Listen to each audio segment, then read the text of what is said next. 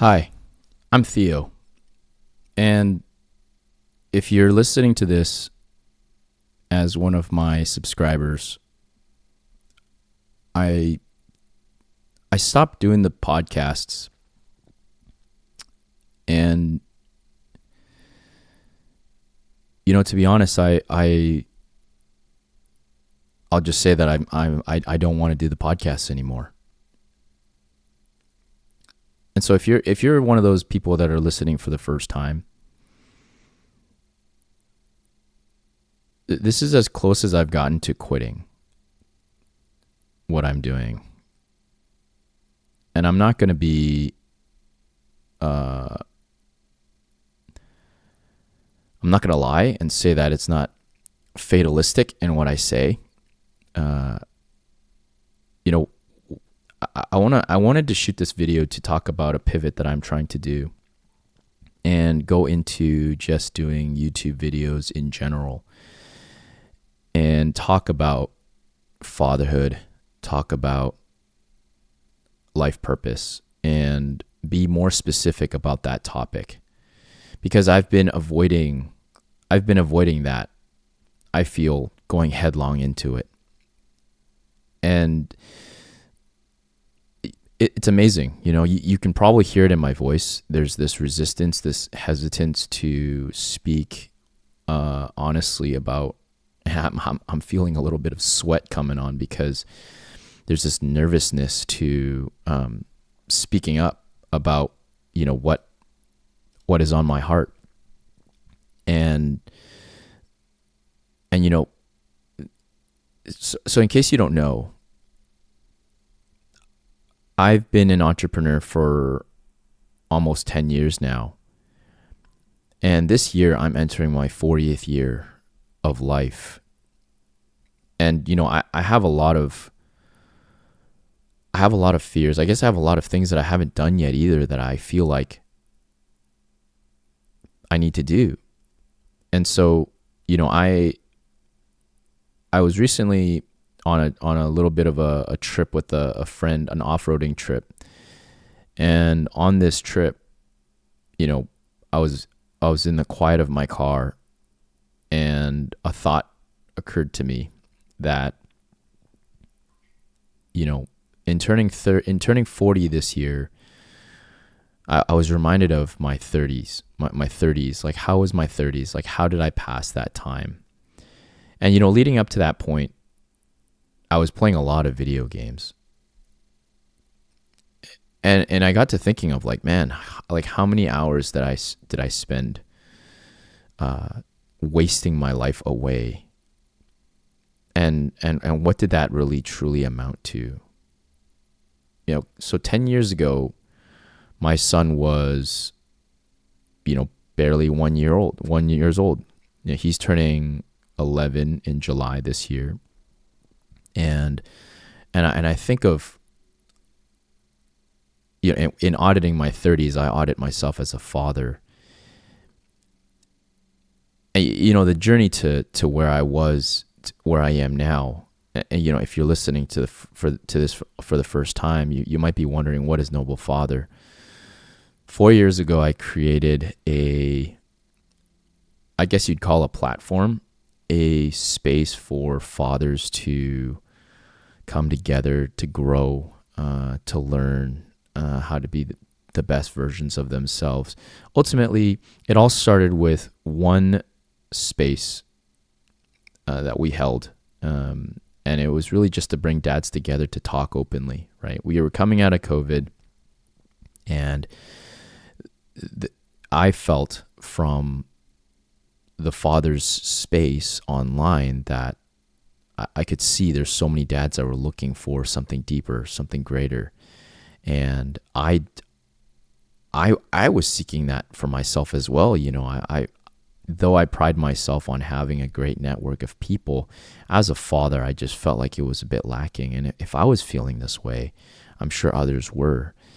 And so I got into my head to create a Zoom for a bunch of fathers to get together to talk openly about life's problems. And that was a free call. Zoom, right? Every week, get together and And would we just talk about things like, what do you need to get off your chest, or tell me about your dad, or tell me about, your fondest childhood memories, or recently we talked about, tell me about your grandfather and how did he contribute to the life you're living now? Like, what was his legacy for you? And since that time, because it's a business, it's grown to now have almost 50 fathers regularly in a space on Discord, and we are no longer free. We are a membership community, so every father invests their money to be a part of this community. There needs to be an exchange of value for you to walk away with value. That was not an easy decision. It was a very difficult decision. And I know because, there's a lot of nonprofits out there that do it for the good of the community, or, but in the back of my mind is that, nonprofit is equally a business as I am a for-profit business. We are just designated differently. This isn't to justify where I am at. I just want to share my frustration with some of the work that I've been doing, and to really lay out what I want to do and what I envision for this channel moving forward, and how I want to do this work. It's been a struggle. I've made hundreds of posts. I've sent thousands of messages. And one of the ways that we have for fathers that are new to the idea of our community is that we allow them to join our community for 30 days on a free trial with no obligation. And in the back of my mind, you'd think that it would be easy to sell something like that, even when there's no obligation. And yet the resistance that I face when I go to do it is probably one of the most heart-wrenching, disheartening things that I've ever had to do. We have good examples of what free communities are. I mean, the groups that we come from on Facebook are hundreds of thousands of dads posting text, sharing photos. It is social, but it's not actually social. At least that's not what I define as social. And if you didn't know, also, we also made it to a point of like not staying on the platform online, but also putting out, making sure that we organize and plan and get together every year face to face with these dads. And so, we've gone to Orlando. I met 3 of the fathers the very first time. There's 4 of us. The second time we went to Vancouver, we had Vancouver. People came to my place to stay, and 6 of us all gathered together, and it was a phenomenal time. And then this most recent last year, we went to San Antonio, where 9 fathers, including myself, all gathered to be in fellowship, get to know each other, form deeper bonds, and grow this brotherhood. So the vision and the direction of our community is one in which we have been very intentional about. For those that jump on trials, most of them end up staying because they see the value, they understand. And this is the thing for myself, I ask myself, and this is what I do, is if you look at my bookshelf there, you'll see that Extreme Ownership is amongst one of the books there. I take extreme ownership. I don't go and blame fathers. I try not to go and blame fathers and blame the world and blame other things. Self-leadership is one of those things that I'm learning to adopt for myself. How is this your fault and your responsibility? Yeah, maybe my marketing and my messaging is not well and not good. And so I want to make sure that I stay on topic here. As this channel is growing, as I am growing, I am learning that the podcast was not really serving where I was going. And again, that is my fault. That is on me.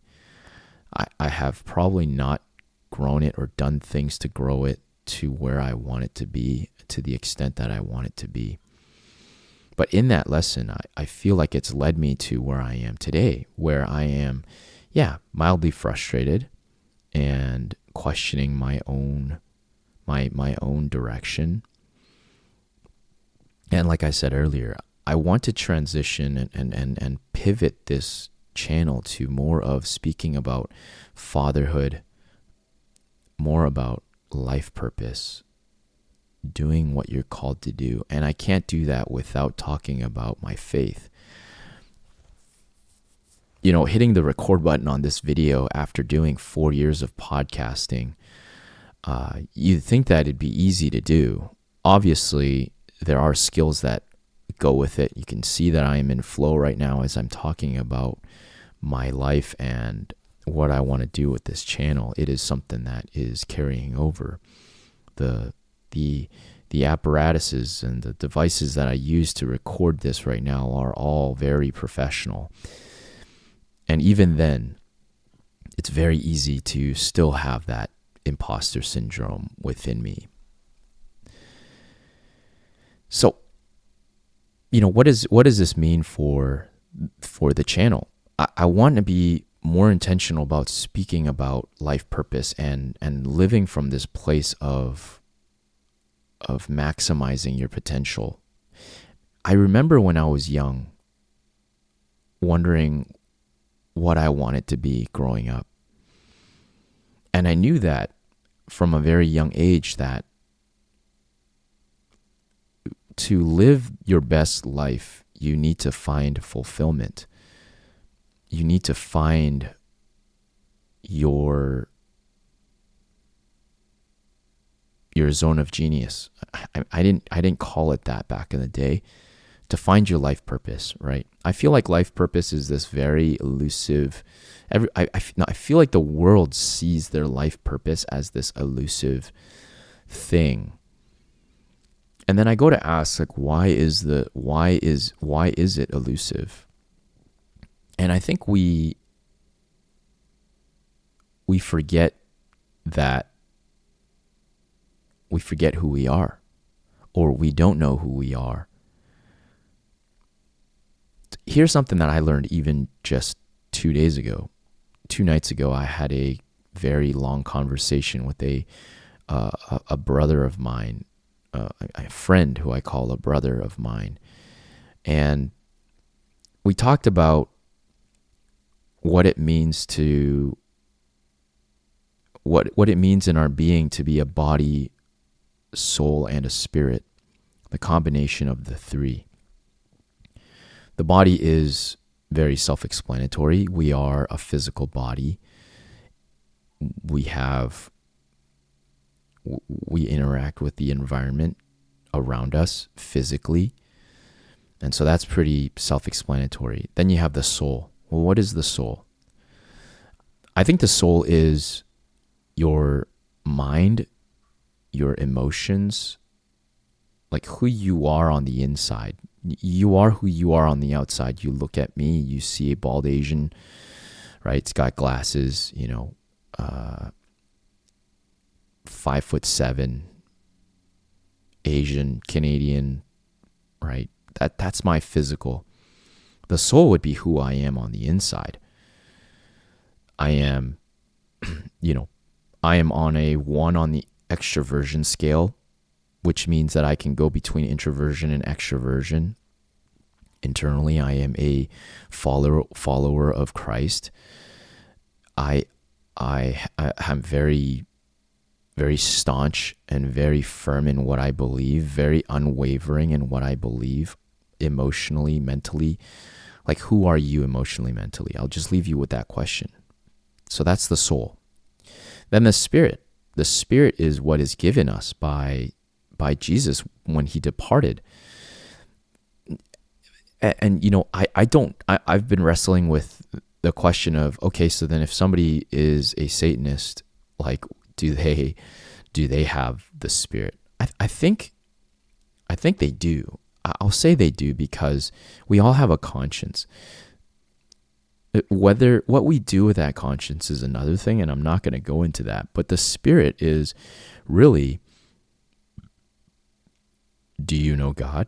Is your relationship with God? And so when you ask the question of, okay, this elusive pursuit of life purpose, like when I say you don't know yourself, you might know yourself, you might know your body well.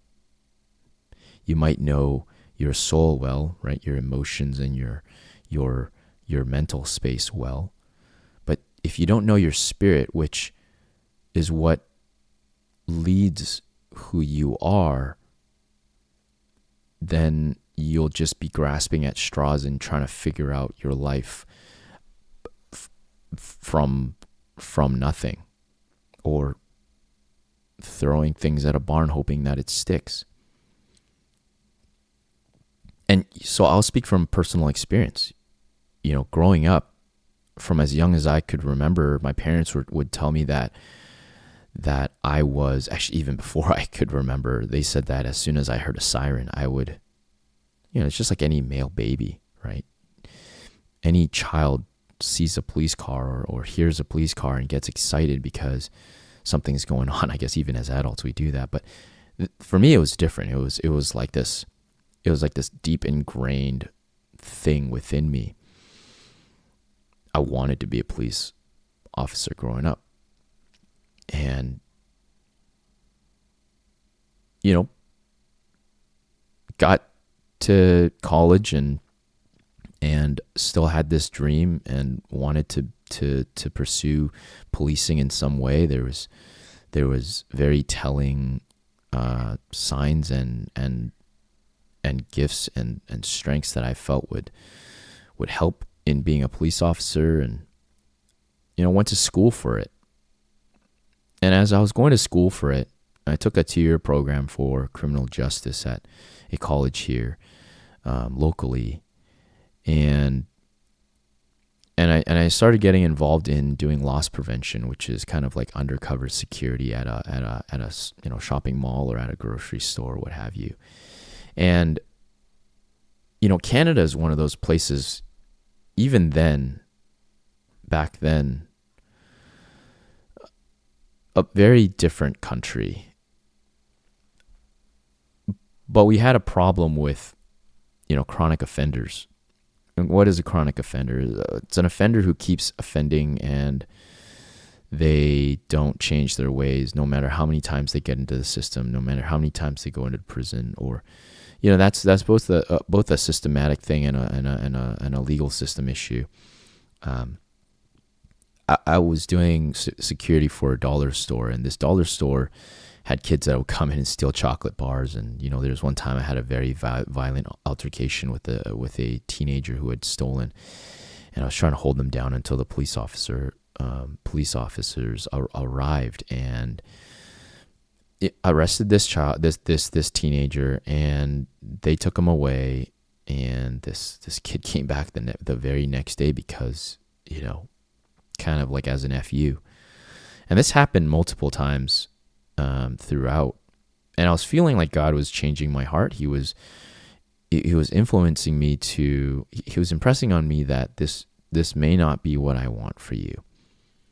And so I actually didn't end up finishing my schooling. And as I'm kind of, again, in the wind, kind of just out there treading water, my dad invites me to go to China with him to go see the work that he's doing there. And so, my summers were uneventful, meaningless, pointless, wasn't amounting to anything, right? Video games still. Went as kind of like a vacation. And so when I started going, it was really just to have fun, but then also as I saw my dad doing work, and he was working with youth and he was working with young people, I saw a purpose there. I saw that you could actually, rather than help these chronic offenders who are adults who will keep their ways, I guess you could say I lost hope for those offenders, right? Like it was too far gone for me to do anything to have kind of an impact. And even now, as I talk about it, it's very similar to the dad stuff that I'm trying to do. Is that I wanted to start earlier. I wanted to help kids not get to that place. Like, don't get to adulthood and ruin your life. And so I started to serve on the team, and I started to make more trips out to China, and I ended up becoming kind of like this project manager kind of guy out that way, and helping my dad doing administrative stuff and doing contact work, like relational work with the people locally. And throughout, like there was times where I'd meet with people, and there'd be teams from America and Canada, and they would invite me. They're like, they would tell me like, you should totally go back and finish your schooling. And I remember one particular couple was just like, you should go back and finish your schooling. And so, I was in my 20s, 21, maybe 23 years of age. And I was like, yeah, you're right. I should really go back and finish it. So I went back home, finished my schooling, still didn't want to be a police officer, and then promptly went back to China. And I started to live, and I lived there. I lived there for 6-7 years. Don't do this, okay? Lived there for 6-7 years, and maybe even 8 years. And started working, doing, youth work out there, doing summer camps and leading summer camps for youth.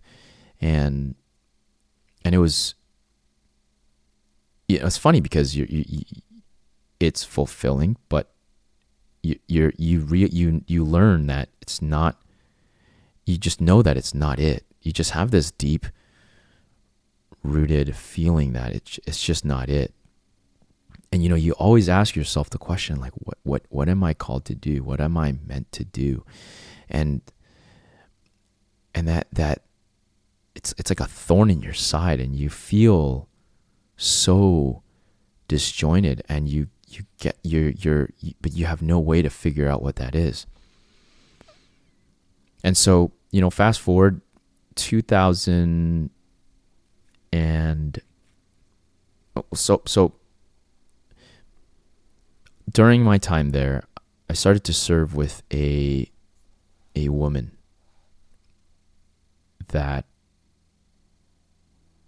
I'll just be honest, and she, the very first camp that I took part in 2009 or 2010, I met her, and I didn't know how to speak Chinese. Okay. So like when I first started going, I didn't know any Mandarin. I spoke Cantonese at home, and I spoke English growing up and knew some Spanish, but I didn't know Mandarin. Mandarin was kind of my mom and dad's code language. Like they would speak that when they didn't want us to understand.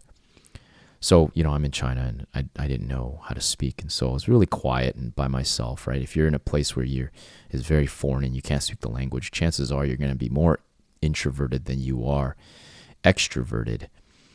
And so I'm wandering this campsite, and as I wander around, I hear this peep, like in this dark room, like restaurant room where they have where kids go to eat every day. And I hear this peep, and suddenly there's this girl, this woman that's sitting there, and she looks at me, and I look at her, and she's got tears in her eyes.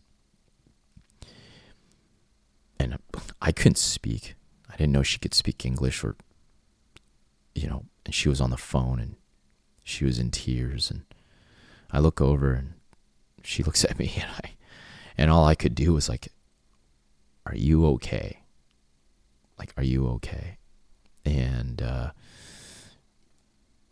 she's got tears in her eyes, and she's blushing, and she's like, nods yes.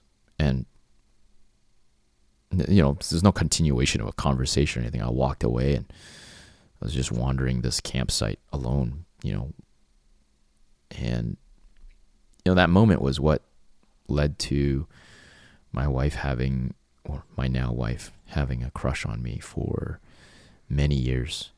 many years. But I was like, I was an a-hole. I was a player.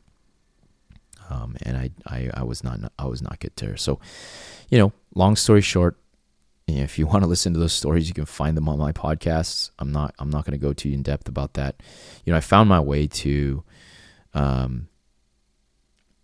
obviously circled back around, and, this girl and I ended up getting together, and, we ended up getting married in 2014, and by July of 2015, we had our first kid. We were working and doing ministry together, talking, growing together, and we knew we wanted kids right away. Whether that was the best decision or not, that's a conversation for another time. But fatherhood just hits different, right? Once you become a dad, it's like a switch flips. When does that switch flip? Hard to say. But suddenly you got more questions you got to answer. There's more things that need your attention, and so, okay, so what do you do now? We knew we didn't want to raise our kid in China, and so and this youth work that I was doing, I felt like it was time to get out. No longer was what I wanted to do. And so it was a very difficult decision. My wife has never left her hometown, her home country, to live anywhere else ever before. And so we left and came back to Canada and tried to find our own way. And so, fast forward to being in Canada for a time, and, I was doing, odd jobs. Like, when I came back, I was like, oh, maybe I should do some carpentry, right? Pick up a trade. And so, I got into the trades, did some carpentry, and worked for a windows and doors company out here locally. And man, it was grueling work. It was very hard work. But what really made me see that this wasn't the lifestyle for me was that I wasn't fulfilled doing it, for one, but I was also seeing the life that my then boss was living, and he owned the company, he started it, and he was just not the example or the role model it really showed me a side of the business that I didn't want to get involved in. Like, he was divorced, estranged from his wife, estranged from his daughter, living by himself, chain smoking. I don't want to give you the sense that all trades are this way. I just think that who I saw, it really lent to me realizing I didn't want that for myself. And so when you see something like that, well, what do? Do you decide you want to keep going or you don't? So he's running this business, and my dream was to want to be an entrepreneur, want to start my own thing one day. Seeing him that way was like kind of like an eye-opener for me. I was like, oh, I don't want that. Like, why would I want to do that?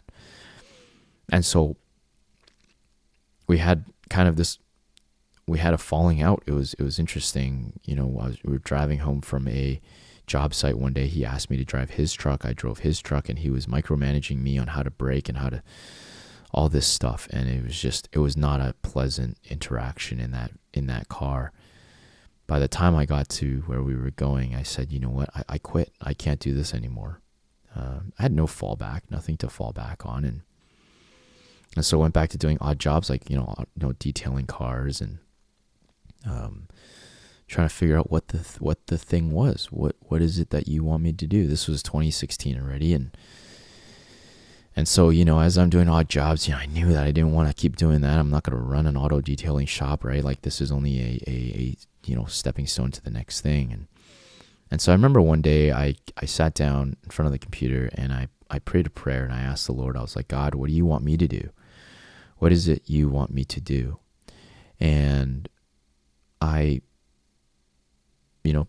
finished that prayer, and I just got in my head to look up, and I remember I Googled Ideas 2016, and I looked up, and it was interesting. The very first search result was this guy selling a program teaching you how to run a digital marketing agency, doing this thing called lead generation. And so it was so interesting, right? The obviously it's not the time, just the timing was just so interesting, and I ended up purchasing that program. And because I was like, hey, the internet's not going away, like I'm pretty technologically savvy, and if it's not going away, it's good to jump on and get that wisdom and that knowledge. And so I joined the program, started to learn, started to grow, and I didn't find success right away. I always knew I wanted to be an entrepreneur. So even before I went to China, I knew I wanted to be an entrepreneur. So when I came back, when we were coming back, I still remember I had so many dreams. I had these ideas about what I wanted to do, and now looking back, realizing that, wow, that's an entrepreneurial mindset. I didn't know that then, but I knew I wanted to start something and create something. And so I, started the digital marketing stuff, and I built out a website, and it was generating leads, and started to partner with people. But like I said before, it's not your thing. It's not there. And I would say that I was doing the digital marketing stuff. I was probably maybe only 20, 30% maximization of who I knew I could be, the potential of who I knew I could be. I skipped a part. So before I came back, right, we were looking at whether or not to stay in Asia or we're going to come back to Canada. Because I couldn't speak fluent Chinese and I couldn't read the language, there was this moment where I had to decide. And Hong Kong was one of the places that was also, they had a team there, and I could go there and I can be able to use English and still do the youth work, and we'd have to, lay down new routes, of course, but there was a possibility that we would do it there. The leader of the region of Hong Kong was a friend of mine. His name is Josh. And man, we spent a week with them. Me and my wife went there and lived with them, and it was an opportunity to see if we were a good fit. Interesting, not just for Hong Kong, but for youth work in general. And actually, that was the pivotal moment where I realized that we need to go home to Canada, because youth work was not for us. That ministry at that time was not for us, and so that was the impetus for us to leave. But during my time with Josh, he walked me through a book called StrengthsFinder, and you can see that right here in the video, StrengthsFinder 2.0.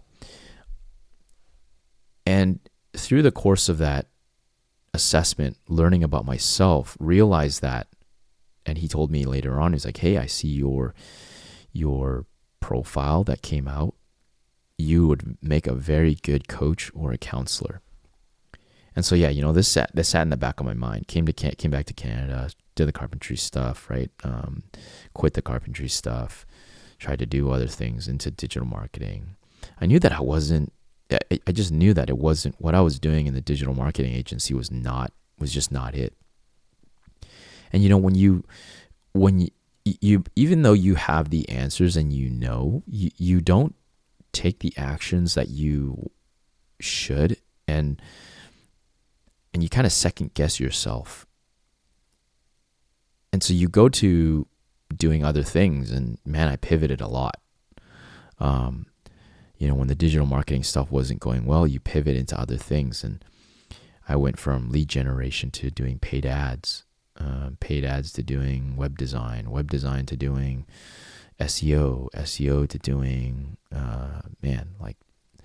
tried my hands at drop shipping, right? All the fads, all the things that you think is going to be it, right? like to say, like throwing shit at a barn and expecting whatever to stick to be the thing that you do. That was me. This aimless kind of way about going through life, and then from drop shipping things to, like wanting to do merch, and then wanting to do, like sell products, right? I like I said, drop shipping. I have it in my house, but it's this cleaver knife that I thought would be a good drop shipping thing, and I created all the branding and all the logos and all to make one sale. And when I made that sale, I was like, man, this is not what I want to do. I knew right away that was not what I wanted to do. And then from there, I went to doing software, trying to sell software. There was a piece of tech that I was using that was very, it helped the people that I was serving. And I was like, man, I could sell this. And so ventured into that. And as I was thinking about who I'm selling this product to, the audience that I chose was, I still remember, content creators, coaches, and people who were helping other people, right? Creatives. Helping people, right? People that help people. I wanted to help people help people. All forgetting that this entire time, right? The profile says that I'm a good coach. I'd make a good coach, a good counselor. And so I'm serving these coaches and I'm having, product demos with them, and I'm trying to get them onto my thing. And, I had a few guys hop on that were using it for a time. I was helping them troubleshoot. I was helping them learn how to onboard them onto the platform, how to learn how to use the tech. And as a result of that, I met so many coaches and having good conversations with them. Many of them in the span of like a few months were just like, Theo, you'd make a very good coach. You'd make a very good counselor. Somebody who listens, like you listen so well and you hold that space so well. And so I was like, man. And then it clicked in my head. I was like, wow. Back to that conversation with Josh about being a good counselor, good coach. And so, that embarked me on a journey, a path towards self-discovery of, and, interesting because, like I said, the body, soul, and spirit. Without the spirit, you can't just go with just the body and the soul. We are guided by the spirit. What guides you, right? Are you guided by the spirit of fear? Are you guided, like you said, the spirit of Satan or whatever it is? Are you guided by, the Heavenly Father who's directing your path? Who are you following? And so, it began this journey of self-discovery. And, by this time it was already into COVID, right? Like nearing COVID. And I was leaning in at church, and I was taking part in a book study called Wild at Heart, and then got into this conference learning about identity, about spiritual identity. And that exercise was something that really, really blew me away, because no longer was I just grasping at straws of who I was as a person, but I was going to source. I was going to the source of who created me for that information, and not letting the world influence that, and tearing out and discarding what people said I was and who they thought I was, or what they think I'd be good at. It was going to God, and God called me Noble. And that's where I got the name Noble Father. I'll get to that. And so this discovery brought me to, obviously I'd done the Strengths Finder. I did this identity exchange. I also came upon a tool called Ikigai, which is a Japanese word for reason for being. And it was interesting, because it was like God walked me through all of these things to find what I was called and meant to do. I chose the path of being a coach. And something that was underlying was also like throughout my life, people would come to me and they would just start opening up their heart and tell me their story. Most of the time, very unprompted. Like I didn't prompt it, and yet I'd find myself in conversation with people, and people would just like tell me their stories.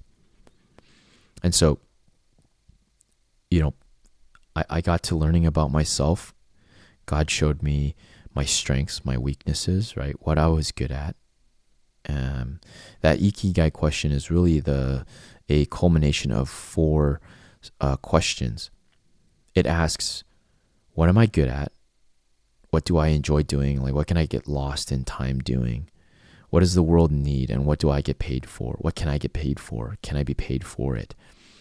And so there's 4 Venn diagrams. It's not 4 Venn diagrams. 1 Venn diagram of 4 circles. And there's a Venn diagram is obviously where, ideas meet. And so imagine 4, and I'll post the graphic, I guess, of it. There's 4 circles that all touch each other. And in the very middle is Ikigai, which is the reason for being. That is where you find the most amount of fulfillment. You enjoy doing it.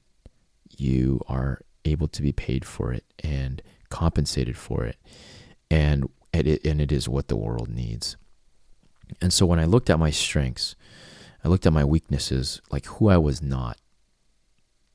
And then I looked at what I was, my experiences in the past, the things that I've done in the past, of what did I do that didn't bring me to life? What were things that did bring me to life? What were the patterns of things of life? Like I said, I hold space for people and I enjoy listening.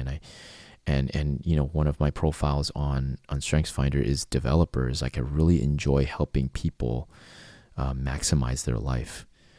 And I don't enjoy being a hypocrite. And so I having walked that step, that outlined myself, it was like God presented on a platter for me to share this with other people and walk them through it.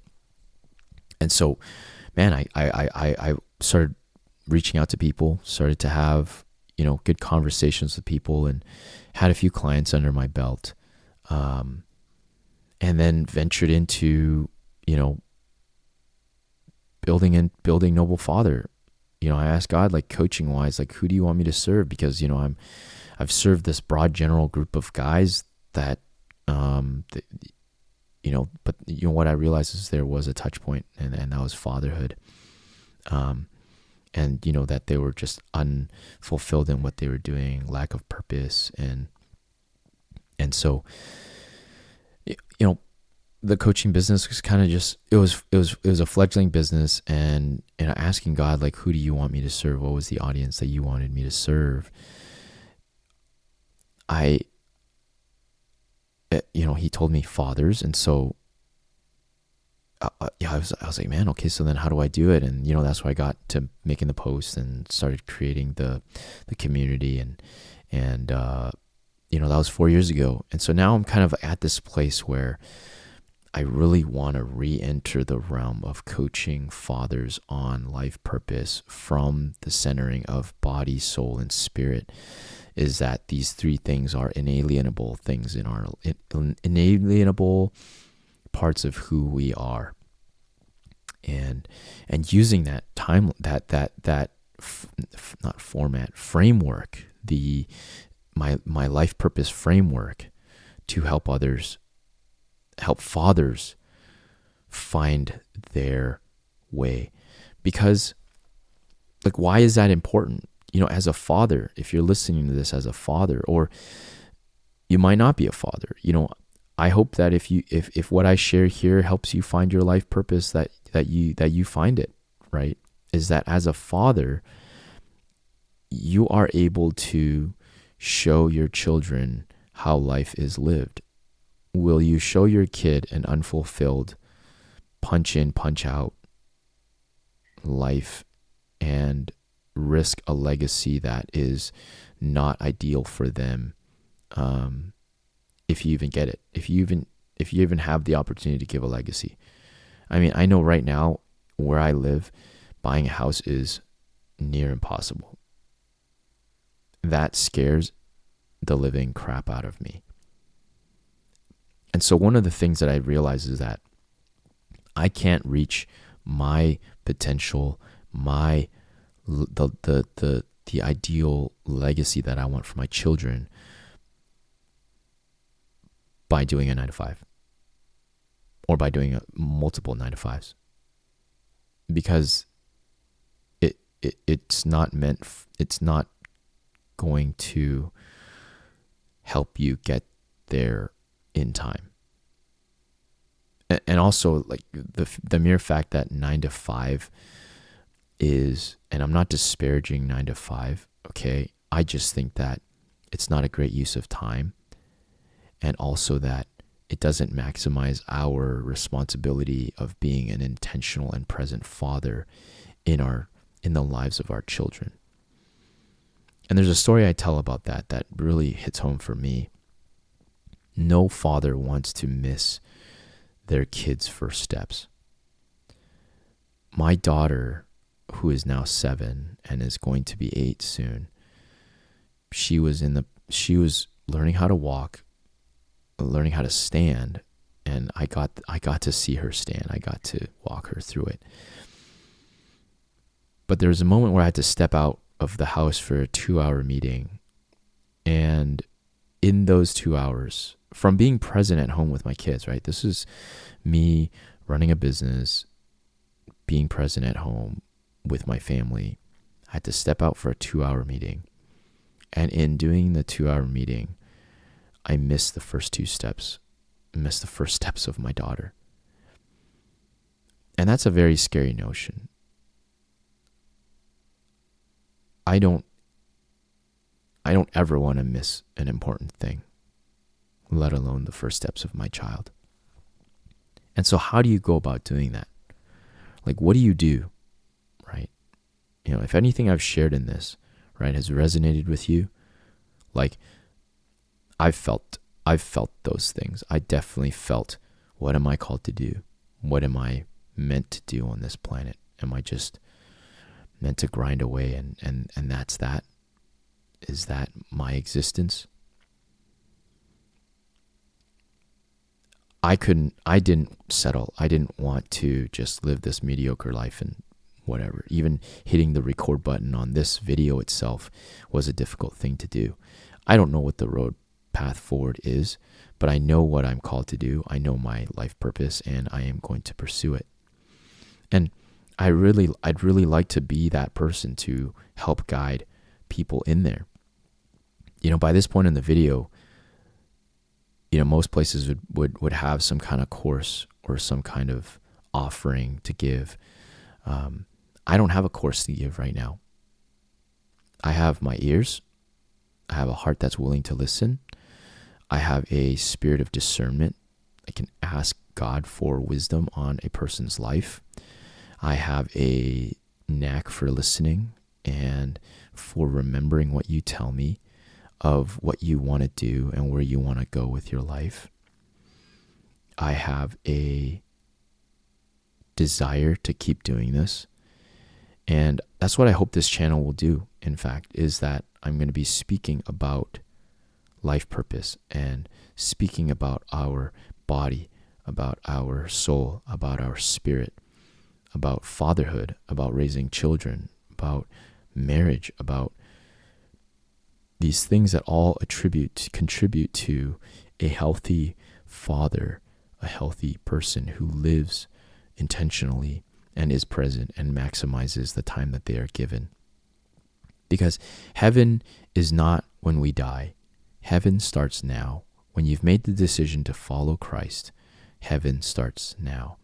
And I want to help fathers live on the right side of eternity and live from a place of maximizing what they're given, right? The story of the parable of the talents, the master gives 3 servants his belongings, talents. These belong to the master. He's giving them to us to multiply. Go and multiply these things. 2 of them go out and multiply their talents and come back and report a good report to their master. And the master rewards them with more responsibility because they were trustworthy with what they were given.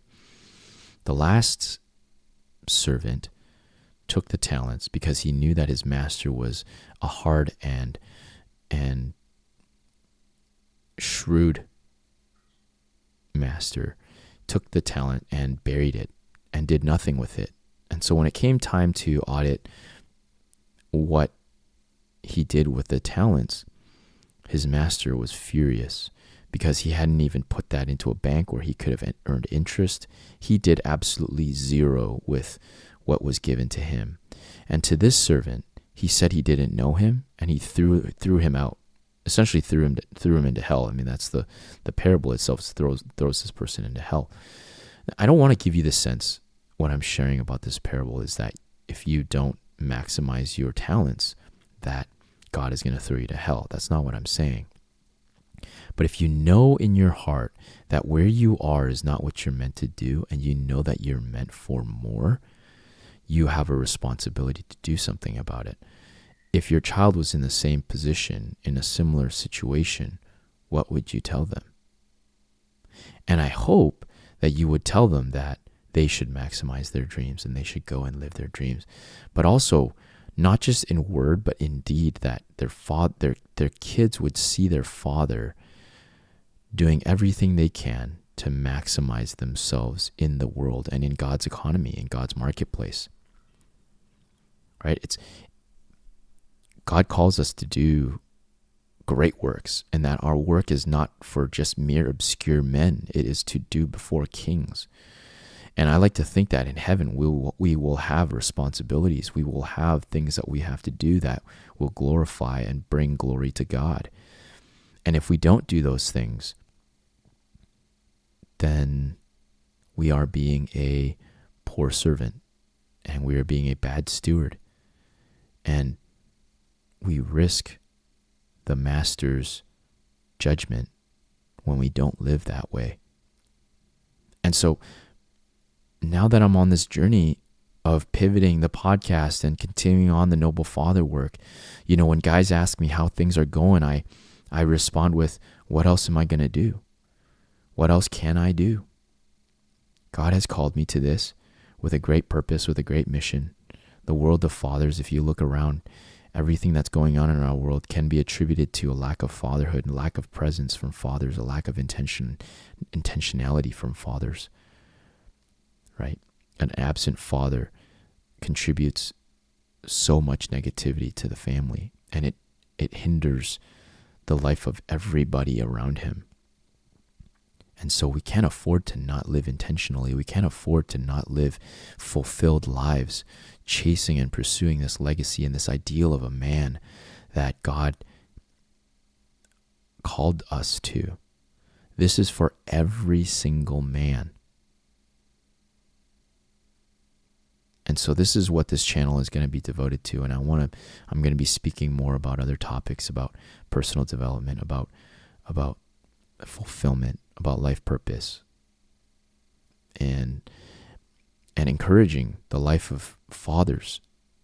And I want the information to be applicable to all people, not just fathers. I think anybody can listen to this thing, the things that I've shared in this video, and walk away with actionable items for themselves, right? Identity. Who is God? What is he calling me? What does he call me? Right? Taking away all the things that the world says about us and not letting that dictate who we are, right? Because if I tell you you're a failure and you believe in your heart that you're a failure, guess what? Your results are going to be failures. You're only going to believe that you can fail, and you're not going to do anything. Or I said you're a 9-to-5er the rest of your life. Maybe a teacher told you that and you've held on to that forever. You're going to hold on to that, and that's going to be the results, right? We need to tear it down and go back to our Creator and ask him what he says about us. Number 2 is understanding our strengths. What are we given in terms of our strengths, of what comes easy to me, right?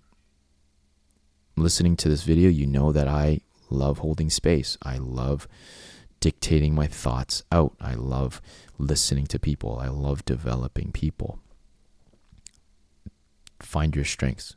Don't do anything in your weaknesses. The world tells you that you need to work on your weaknesses. I feel like that is not a good plan, not a good strategy. Yes, do you want to improve yourself? Absolutely. But when you're not living in your strengths, you're going to be floundering and you're going to have less than optimal results. 3 is looking at what have I done in the past and what did I learn from those experiences, right? Working at a restaurant, I didn't enjoy it. Yeah, I made good money, but I didn't enjoy it. Well, then you know that maybe that's not for you. Did the entrepreneurial stuff in digital marketing. Man, I love the internet. I love technology, but I didn't enjoy certain aspects of that work. Well, then you know that that's not what you're called to do. There's a process of elimination that you look at the things that you've done and say, well, that I know that that's not for me. And when you know, then you can eliminate it from your mind. No longer will it hold a weight or burden in your mind, right? And when you know those 3 things about yourself, right, then you go to answer the 4 questions of the Ikigai, which is, what am I good at? What do I enjoy doing, right? That I can just get lost in time doing. What does the world need, right? Does the world need it? And can I be paid for it?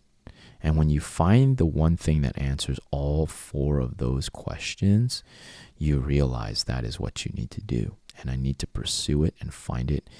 And I need to find my way to maximizing my time doing it, right?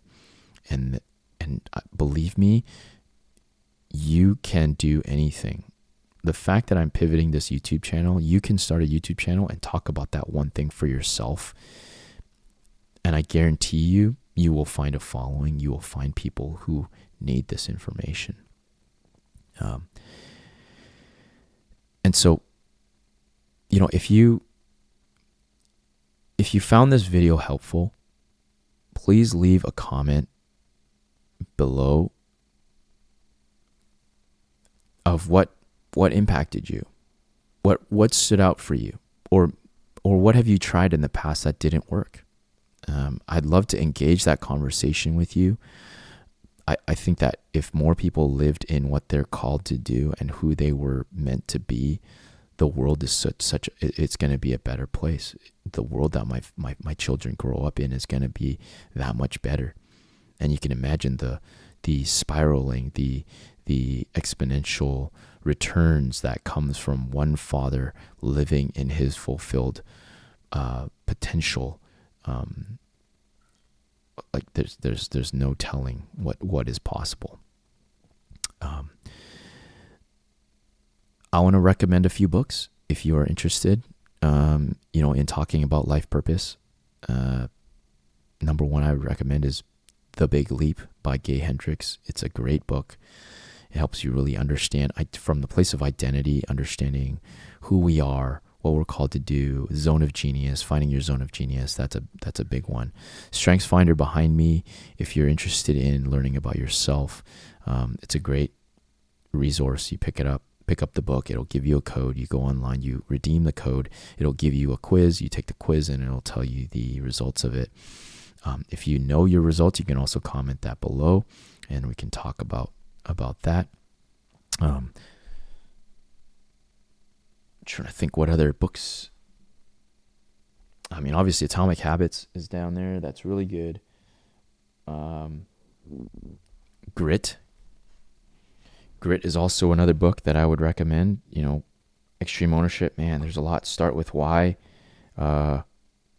Extreme Ownership, I said. Drive. Another one is called Drive by Daniel Pink. And it gets talking about what motivates you and what moves you to doing it. I want to say thank you for joining me on this video, this new pivot. It's a new journey, it's a new adventure, and I have no idea what's in store, but I am going to be as consistent as I can on this new direction. I think that this is where I'm supposed to be, and it is very much the epitome of this work that God has for me. If you're a father that's been listening to this and you are looking for community in a space of dads, I also have a community that I can post a link on the video, and you can find our community there. It's an amazing community. There's no, as far as I know, there's no community out there that holds the space that we hold and goes to the depth that we go. And so, I very much don't know how to end these videos. I look forward to this new adventure, and if you're a person that's on the journey towards fulfillment and of maximizing your life potential, it's not too late. I'm 40 and I figured it out probably around 35. It's not too late to get started today and live the life that you are meant to live. So yeah, thank you for joining me, and I'll see you in the next one.